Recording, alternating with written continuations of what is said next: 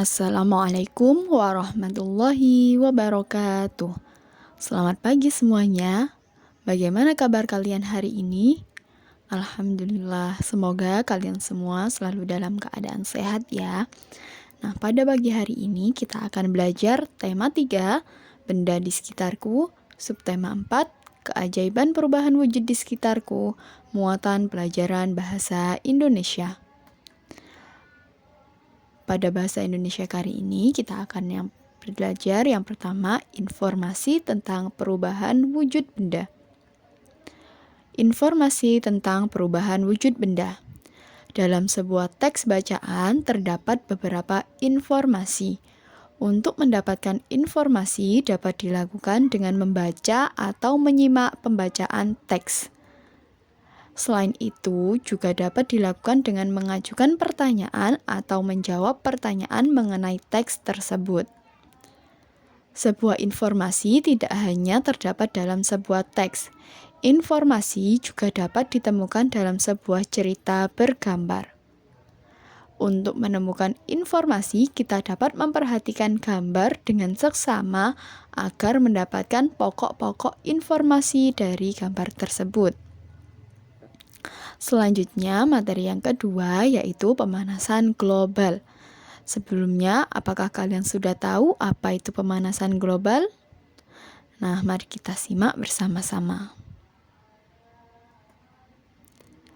Pemanasan global adalah meningkatnya suhu di atmosfer di laut dan di daratan bumi.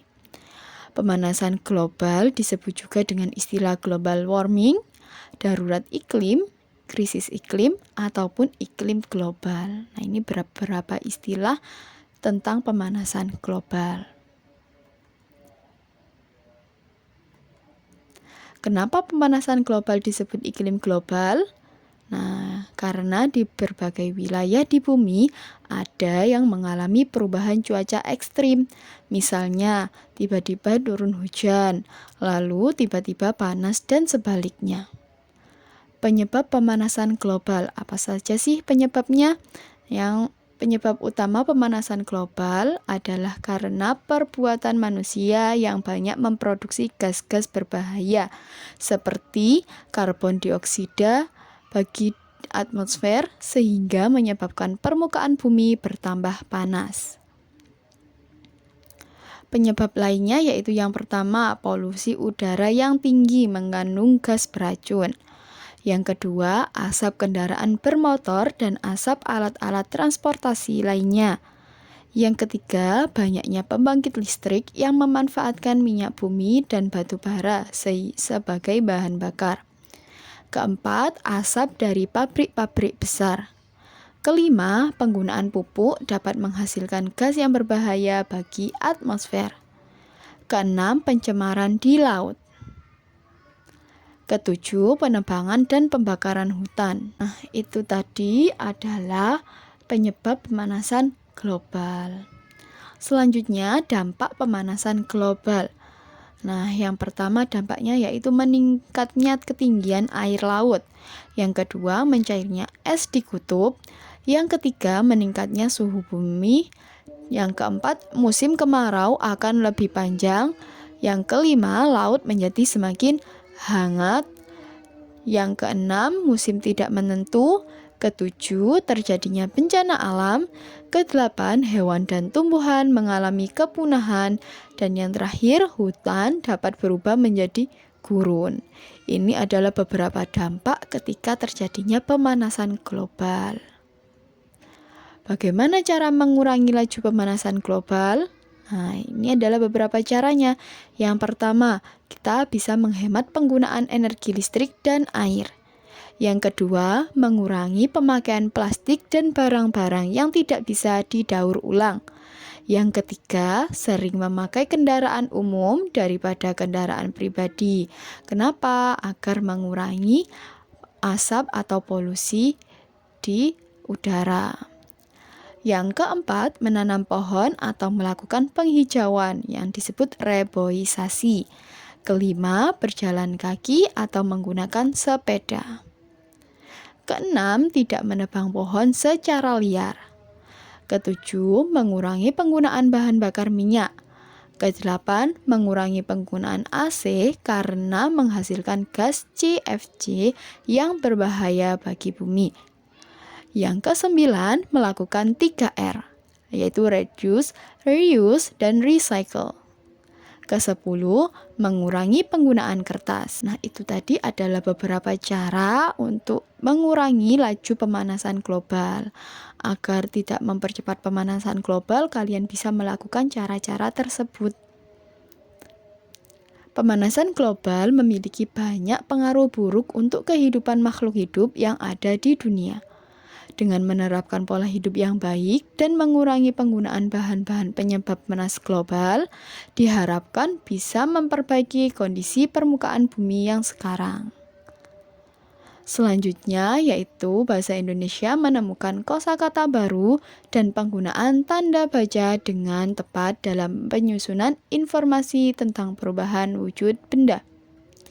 Menemukan kata baru dari syair lagu. Syair lagu ada yang bertemakan tentang peristiwa perubahan wujud benda, misalnya embun, hujan, dan lain sebagainya. Di dalam syair lagu terdapat kata-kata yang mengandung arti khusus. Arti kata-kata tersebut dapat menemukannya di dalam Kamus Besar Bahasa Indonesia atau KBBI. Perhatikan syair lagu berikut ini. Nah, di sini ada syair lagu yang bertemakan embun. Yang pertama ada yang berjudul Embun Pagi dan yang kedua ada yang berjudul Embun. Yang pertama Embun Pagi ciptaan Pak Rat. Nah, syairnya seperti ini. Riang cemerlang, embun pagi hari, tersenyum riah hati gembira, burung berkicau trilili-lili. Riang cemerlang embun pagi hari, di sinar surya riang gembira, murai berkicau trilili-lili. Nah, itu syair yang pertama. Untuk syair yang kedua, ciptaan Pak Daljono dengan syair gemerlapan menghias dini hari, berkilauan kena sinar matahari, seperti air sejuk berlinang, intan berjiwa di pagi tenang. Ini adalah contoh syair yang kedua ciptaan Pak Daljono. Setelah memperhatikan syair berikut, coba amati mana kata baru yang belum kalian ketahui. Setelah itu kalian bisa menuliskannya dan mencari artinya di KBBI. Selanjutnya, penggunaan tanda baca dengan tepat. Tanda baca merupakan hal yang penting saat menulis. Contoh tanda baca antara lain ada tanda titik, tanda koma, tanda tanya, tanda seru, dan lain sebagainya. Menyusun informasi tentang perubahan wujud benda. Informasi tentang perubahan wujud benda dapat diperoleh dari teks. Kita dapat menyajikan dalam bentuk bagan. Langkah-langkahnya adalah sebagai berikut. Yang pertama, bacalah teks dengan cermat. Kedua, carilah informasi penting dari teks. Ketiga, susunlah informasi penting secara urut. Keempat, tuliskan informasi tersebut dalam bagan sesuai urutan informasi. Nah, seperti ini proses terjadinya hujan. Yang pertama, air di permukaan bumi menguap terkena panas matahari yang disebut evaporasi. Selanjutnya, yang kedua, uap air akan berkumpul di udara dan berubah menjadi awan. Yang ketiga, awan akan terbentuk semakin banyak. Yang keempat, setelah itu terjadi proses pengembunan di mana uap air berubah menjadi titik-titik air yang disebut pengembunan. Dan yang terakhir, yang kelima, air akan kembali mengalir di permukaan tanah. Selanjutnya, yaitu materi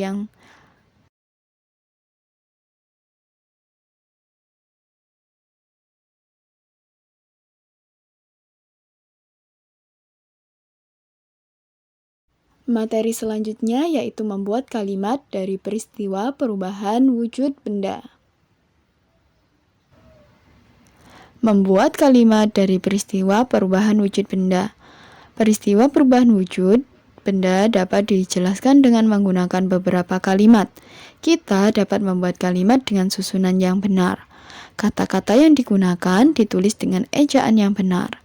Contoh kalimat, Di sini ada kata membeku. Contoh kalimatnya, perubahan wujud benda membeku dimanfaatkan dalam pembuatan es krim. Nah, dari kata membeku ini bisa dibuat kalimat seperti di samping.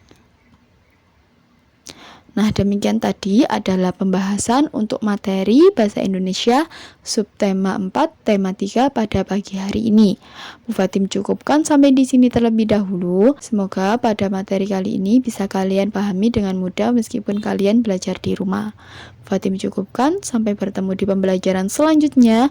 Wassalamualaikum warahmatullahi wabarakatuh.